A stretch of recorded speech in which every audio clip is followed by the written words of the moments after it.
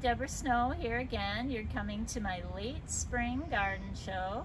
As you can tell, things have really exploded with the rain and the heat. And so, yeah, things start to get away from me. Although, you know, the spring is getting done and the summer is coming on. You'll see a lot of ripe lily buds. Those are the summer flowers, the daisies.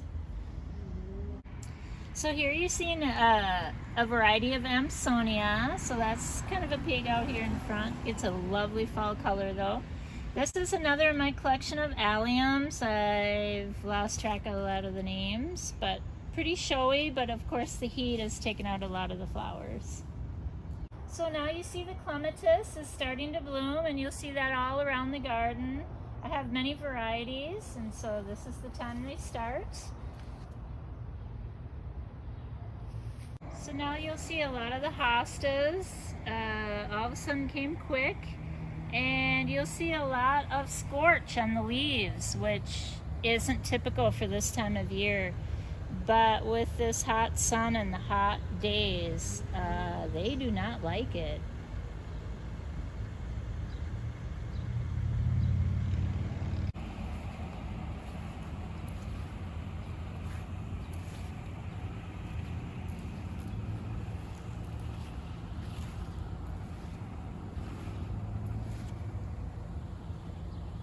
This is the grass collection, and typically it's a fall garden, but it's coming on nice now. You'll see lots and lots of growth in the last couple of weeks. So here you see the vegetable garden. I do have Walker's Low Nepeta around. That's the big pollinator draw. And here in the foreground, the yellow Baptisia. But it's a young vegetable garden yet, just getting going. You see some tiny, tiny tomatoes. The onions are standing tall in the back there. Now you'll see the beginning of the Martagon lilies bloom. This one's a species. I got it from a friend in Sweden. They grow in the wild. And then you'll see more around the back. So now we're heading towards the back. You'll see the pink peony. That one's called Neon. I would suggest, if you want to enjoy your peony flowers, go out in the morning and cut. Bring them in, because they're not going to last in the heat.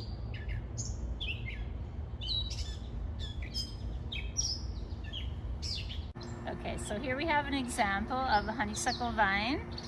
And this will continue to bloom all summer, all the way through until the fall. I've even had like some buds on it still when it freezes, so it's a great plant.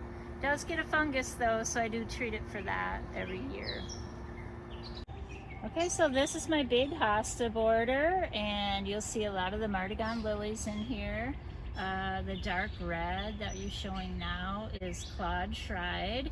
That's mostly the common one that you'll see, and then I have 3 other ones down the line. And you see the hostas have really grown.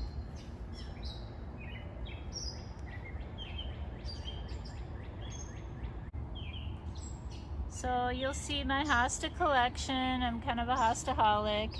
I do have about 230 varieties, all the way from the minis to the giants. And I love them so much. You get a lot of color and variety, even with just foliage.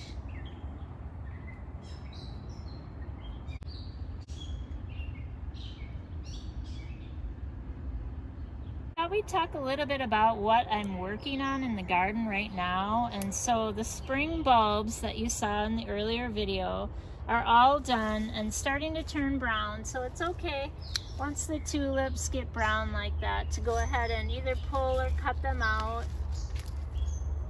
The daffodil foliage you have to leave. This is what you want to see before you start cutting it away. This is another spring bloomer here. It's called Star of Bethlehem, and you'll see it just pulls out. So this will be completely gone away. I just pull it out. And so that's what I've been working on. Trying to keep things supported. Checking the supports quite often. It's one of the Clematis collection. This one's called the President. So showy, that dark purple. Big blooms. This was covered a couple days ago. I did use it in a flower arrangement, so it's great for a cut flower. I had enough on that I felt safe going ahead and cutting a few off. So this is the Bartzilla, the yellow peony. Only one blossom this year, but I have high hopes. And then as you pan up, you see the pink rose is William Baffin. So that's just a one-time bloom, so it'll give me a big flush now, and then I'll be done for the summer. So you'll see more of the Clematis collection, the purple in the corner, and then still coming around to the peony. And then the pink you see is a Prairie Phlox. That's the next in line for the phlox bloomers, next to tall garden. So you see baby sister iris in the purple.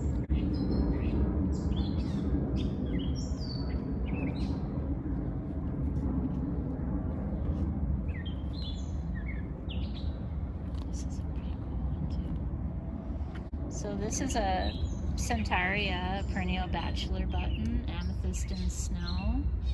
This is snow in summer, which 2 days ago was a stunning show, but doesn't like the heat.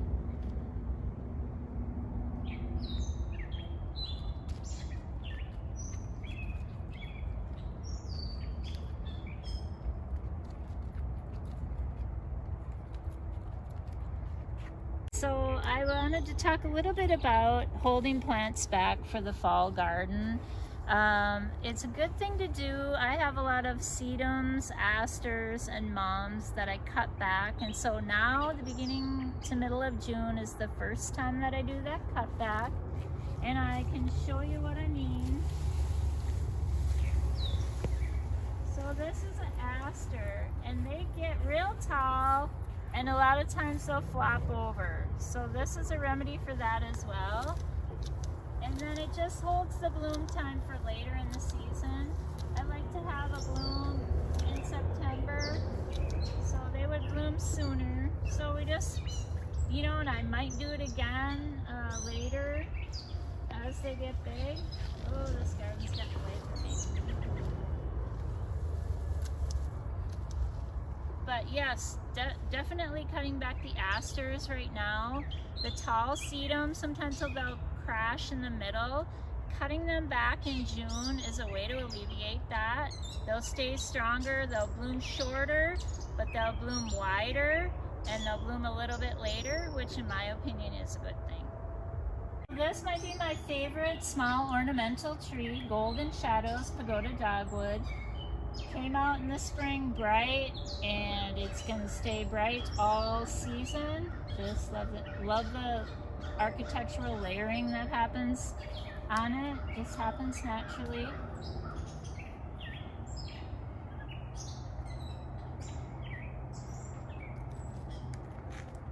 You'll see more of the Martagon lilies, these being a little bit lighter color.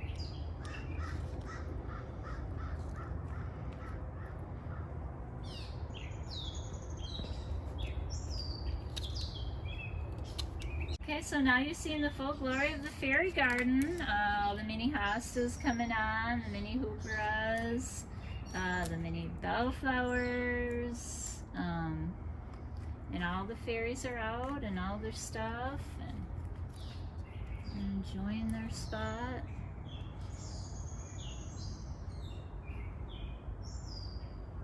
Well, that's it for the late spring garden, and hope to see you again soon.